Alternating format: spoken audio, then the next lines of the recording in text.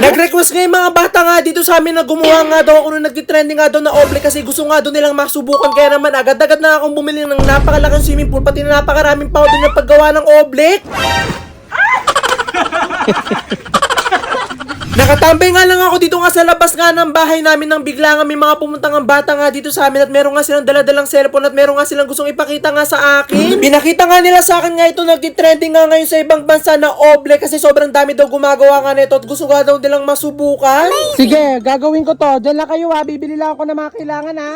O, diyan lang kayo. At dahil napakababait nga ng mga bata nga na to, kaya naman susundin nga natin yung request nga nila para nga masubukan nga nila yung oblek nga nila. Kaya naman agad-agad na nga ako nga alis nga dito sa bahay para nga bumili ng mga kailangan. Ang una ko nga bibilin nga na kailangan nga ngayon para nga magawa nga yung oblek kay swimming pool kasi yun nga yung pinakailangan para talaga makapaglaro nga sila kasi doon nga tayo gagawa ng oblek. At dito nga sa unang tindahan at pangalawang tindahan ko nga na pinuntahan talagang wala na nga daw sila ditong inflatable na swimming pool kasi inalis na nga daw nila kasi hindi na nga daw summer. Kaya talagang hinalughub ko nga lahat nga ng tindahan dito para nga lang makahanap ka ng inflatable swimming pool kaso talagang wala na nga daw silang tinda no. Kaya talagang mula San Miguel, Bulacan talagang umabot nga ako sa paghahanap pa ng inflatable swimming pool dito nga sa San Rafael, Bulacan na talagang sobrang saya ko kasi nakakita na nga ako dito. Akala ko pa nga wala na nga ako makikita ng inflatable swimming pool kasi talagang inalis na nga talaga siya pero meron pa nga ako nakita dito nga sa pinuntahan namin sa San Rafael, Bulacan. Kaya naman nung nakakita na nga ako dito na nagtitinda nga ng inflatable swimming pool, hindi na nga ako nagbutumpik-tumpik at naganap na nga ako dito ng malaki-laking swimming pool kasi ngayon kailangan ko. Ang kailangan ko nga ngayon na inflatable swimming pool nga yung malaki nga kasi maraming bata ngayon pumunta nga sa amin na talagang gusto ko nga lahat nga sila makakapaglaro. Meron na nga ako nakita nga ditong malaking inflatable swimming pool kaso may nakalagay nga sa package niya na meron nga siyang damage kaya talaga nalungkot nga ako kasi akala ko wala na nga ako mabibiling malaking swimming pool. Kaya buti na nga na talaga meron nga nag-assist nga sa akin at meron nga ako nakitang malaking inflatable swimming pool nga sa ilalim nga neto. Talagang ito nga talaga yung hinahanap ko. Bumili na nga rin ako dito ng panglobo nga ng swimming pool kasi mahirap naman kung iihipan ko nga ito talaga mauubos na nga lang yung hangin ko, hindi ko pa ito nalulubuhan. At bago ko nga bayaran nga itong inflatable swimming pool nga na binili ko nga na to, sabi nga ni kuya i-try nga daw muna namin kasi baka nga may butas talaga mahirap ko na nga itong maibabalik. Ang layo-layo nga kasi nitong pinagbilhan ko kung may makikita nga butas dito talaga sobrang layo pa nga napupuntahan ko para lang maibalik nga itong swimming pool nga na to. At habang pinapalabuhan nga namin itong swimming pool nga na binili ko talagang kinakabahan nga ako kasi baka nga meron talagang butas nga na makita at hindi ko nga itong mabili. Ang hirap-hirap pa naman maghanap ng inflatable swimming pool ngayon. Relayer nga itong nabili ko nga ng swimming pool kasi ito nga talagang hinahanap ko at ine-expect ko nga na swimming pool nga talaga na kailangan kong bilhin para makagawa nga tayo ng oblek at para makapaglaro nga yung mga bata. At napalubuhan na nga namin itong pinaka-swimming pool nga na binili ko. Talaga sobrang saya ko nga kasi wala talaga kaming nakita nga kahit anong butas kaya talaga ito na nga yung bibilhin ko. At nung natapos ko na nga itong bayaran, umuwi na nga ako sa amin at pag-uwi ko nga sa amin, agad-agad naman nga ako nga alis nga ng bahay kasi bibili naman nga ako ng powder ng paggawa nga ng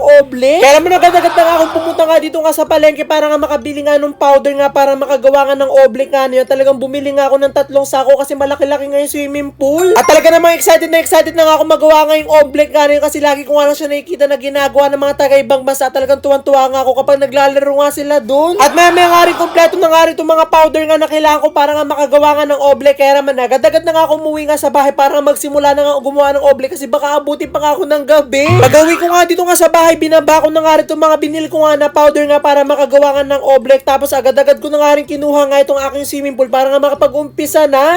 So, tara na.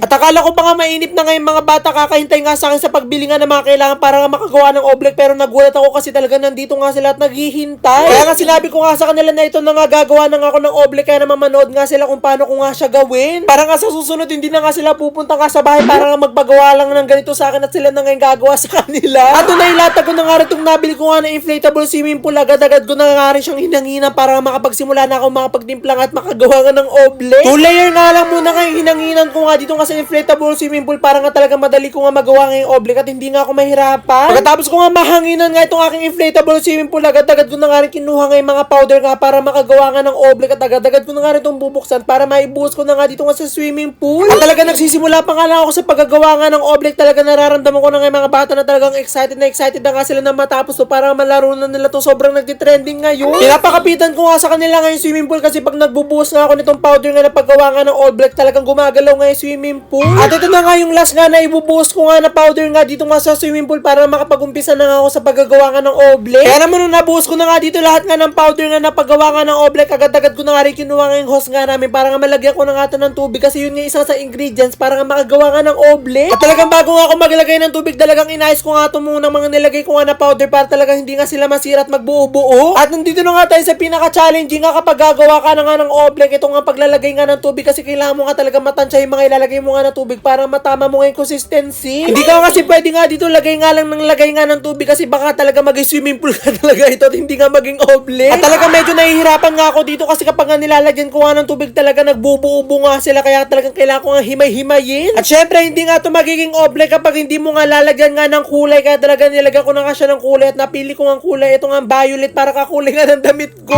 At dito na nga ako medyo nga nahihirapan kasi kailangan ko nga talaga maikalat nga yung mga tubig at mailagyan ko nga dito nga sa mga powder nga na nilagay ko. Ang winiwish ko na nga lang sana yung talaga ma-perfect ko nga yung paggagawa nga ng all black kasi pag hindi ko nga na-perfect talaga sayang nga itong mga nagastos ko. Mahal pa naman.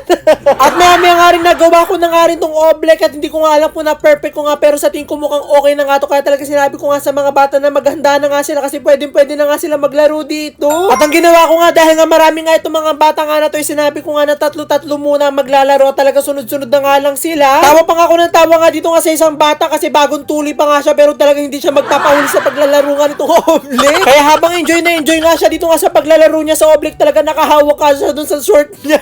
At talagang habang naglalaro nga itong tatlo na to talagang ingit na nga yung mga bata nga dito sa labas at talagang gusto na nga rin nila tumungtong nga dito nga sa swimming pool na may oblique. Kaya naman pinaahon ko nga muna yung tatlo nga na nauna at meron na nga susunod nga sa kanila kasi talagang excited na nga rin tong mga to na maglaro nga dito. Gusto ko man nga silang lahat nga pagsabay-sabay na maglaro nga dito nga sa swimming pool nga na may oblique kaso talagang hindi kaya kasi napakarami nga nila. Kaya talagang inoorasan ko ngayon kada nga tatlong grupo nga na maglalaro nga dito nga sa oblique para nga talagang sunod-sunod at lahat nga sila makapaglaro. Gusto ko na nga rin talaga maglaro nga nitong ginawa ko nga na oblique kaso talagang pinapauna ko nga muna yung mga bata kasi sila ngayon nag-request nito sa akin. At talaga naman sobrang ako natutuwa kasi talagang kitang-kita nga sa mga bata nga na to talagang enjoy nga sila dito nga sa nilalaro nga nila. Sakto-sakto nga rin kasi bakasyon nga rin kasi ng mga bata nga na to sa eskwelahan kaya talagang deserve nga nila ngayon na mag-enjoy. At talagang habang may naglalaro nga dito nga sa ginawa ko nga oblique talaga yung mga bata kumukuha nga sila nitong ginawa ko nga na oblique at talagang ginagawa nga nilang slime. At dahil hindi ko na nga talaga mapigilan nga yung mga bata kaya talagang sinabi ko nga sa kanila na pumunta na nga silang lahat doon na talaga magsiksikan na nga sila doon sa ginawa ko nga na oblique. Sinabi ko nga sa mga bata na magtalon-talon nga lang sila dito nga sa ginawa ko nga na oblique pero ginagawa nga nilang panligo. Pero dahil minsan nga lang to talagang hinayaan ko na nga lang sila kung ano nga yung gusto nga nilang gawin dito nga sa akin ginawa nga